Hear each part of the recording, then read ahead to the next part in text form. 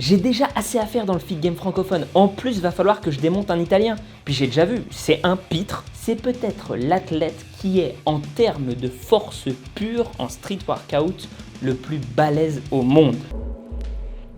Tu veux apprendre l'anatomie et en même temps décorer fièrement ton salon? Ça tombe bien, j'ai lancé les posters L'anatomie des guerriers pour ton plus grand plaisir. Et ce que tu ignores peut-être, c'est qu'en participant à la campagne de financement participatif pour y avoir accès, tu as le droit à une promo de moins 50% sur la formation du même nom. Plus de 4 heures de vidéo, un document de 200 pages bourré de schémas biomécaniques et d'exercices optimaux, ainsi qu'une autorisation de réutiliser les 10 schémas gratuitement dans tous tes projets. T'attends quoi? Tous les liens sont disponibles en description.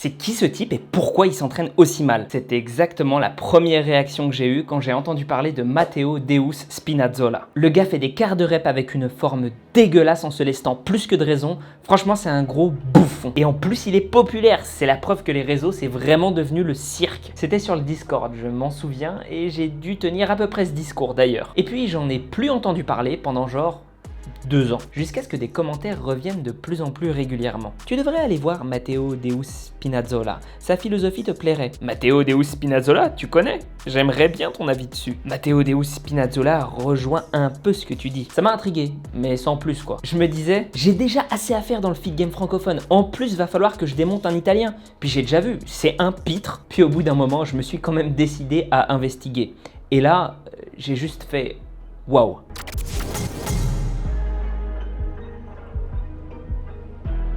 Bienvenue sur Geek & Fit. L'objectif de cette chaîne autour du sport est simple, remettre l'individu, c'est-à-dire toi qui regardes la vidéo, au centre des priorités. Formulé autrement, mon objectif c'est que tu progresses. Pas de méthode miracle, magique, pas de bullshit. Je te donne mes sources en description et je te dis quand j'en ai pas. Je vais peut-être utiliser des mots compliqués, je vais sans doute avoir l'air condescendant. Ne t'y trompe pas, c'est simplement parce que je veux t'expliquer les choses sans pour autant te prendre pour un ou une idiote. Pour progresser, il y a 2 solutions. Qu'on t'apporte quelque chose de positif ou qu'on te retire quelque chose de négatif. Aujourd'hui, la vidéo va clairement s'orienter vers la première option. Si tu tapes Matteo Deus Spinazzola sur YouTube, la première chose sur laquelle tu vas tomber, c'est une interview de lui. Elle a été faite par une chaîne qui s'intéresse aux sportifs qui se spécialisent en street workout. Par curiosité et parce que le nombre d'informations sur lui est assez faible mine de rien, j'ai écouté cette interview. Et il est connu le bougre, c'est un athlète de très haut niveau. Probablement l'un des, si ce n'est le meilleur d'Italie. En fait, c'est même encore pire que ça.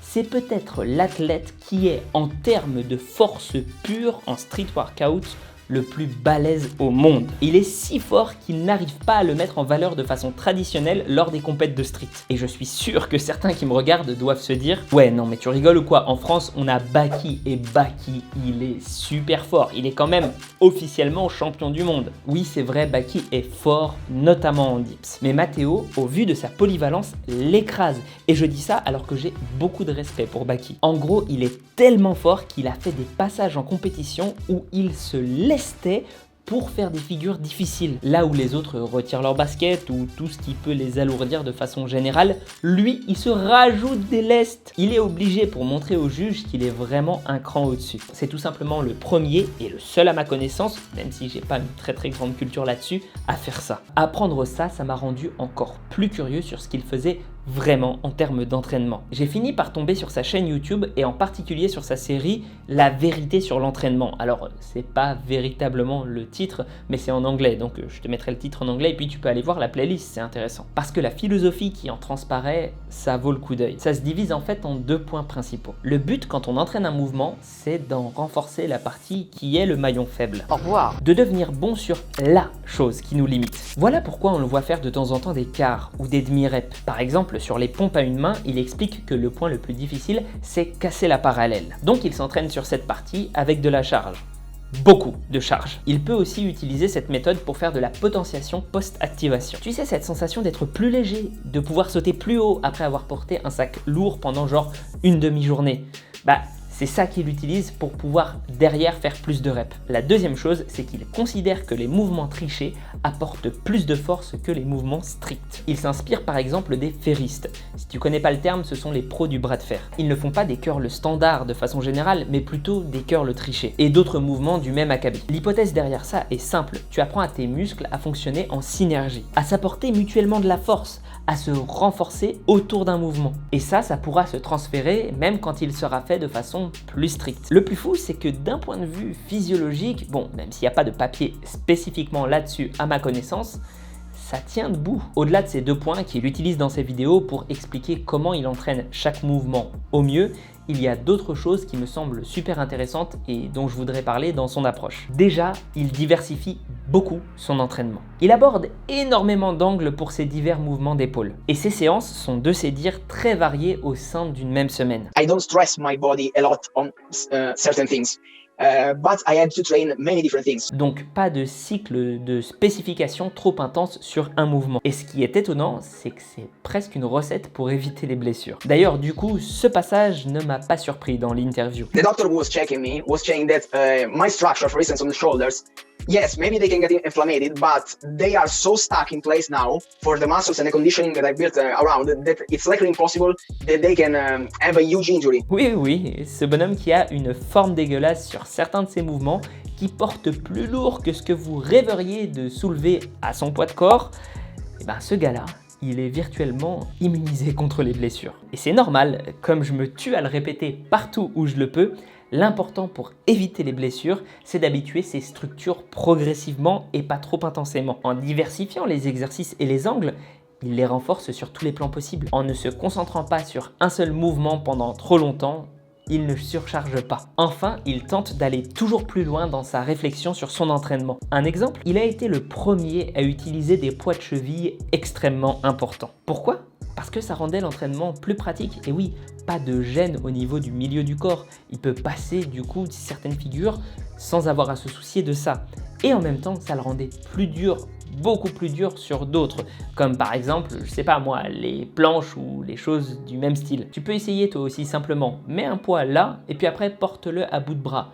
Tu verras que c'est pas du tout la même chose. Et c'est ce que je pense qu'il faut retenir du personnage en question. Même si je ne suis pas d'accord sur tout ce qu'il propose, par exemple au niveau des facteurs limitants, je pense que quelquefois il se plante vis-à-vis de l'endroit où travailler, vis-à-vis des connaissances que je peux avoir en biomécanique. Je pense quand même que dans les grandes largeurs, c'est quelqu'un dont il faudrait absolument s'inspirer. L'essentiel des personnes en musculation et dans les sports de force de façon générale aiment l'autorité. Combien de fois ai-je entendu « Je fais ça parce que Charles Poliquin l'a dit » ou même Gundil, Rudy Koya, Westside Barbell et j'en passe. Je le répète, mais on devrait tous prendre exemple sur des Spinazzola. Tu vois qu'ailleurs il y a un truc qui marche ?